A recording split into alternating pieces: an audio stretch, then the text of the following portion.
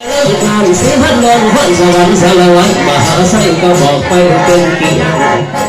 แต่ว่าอะไรก็ทนเสียงหัวสำเนียงเสียงไม่เสียงให้และบอกนานและการซีสั่งสอนทั้งเช่นกันกับพันเรื่องว่ามีเครื่องจักรพานคุณอาจารย์บุญเด่นคุณอาจารย์บุญทองคุณอาจารย์รัตนาคว้าจงมาเลี้ยงหุ่นในความคุณเกิดเกษียณพวกพาสองเถื่อนดวงเย็นมาเลยขาดทุกนักการสะอาดยังให้มาทำสวยสวยบอลได้ยองบอหูให้อยู่ใส่ซื่อสัตย์น้ำก้อนตายก่อนสดน้ำก้อนสดก่อนตายให้หลากมาให้เหลือ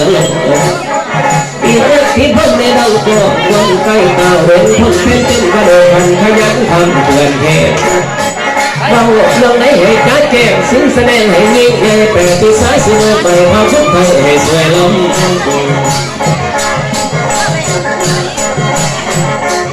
คิดหนึ่งพายาคุกอยู่กับคนแห่งวัวละผ้าที่สองราคานี้แมวนี่อยู่เพื่อแฝงเฝ้าเกียรติสารแค่ซื้อเจ้าและซื้อแห่งเป็นเหตุและลำไรแดงตั้งต่อมอง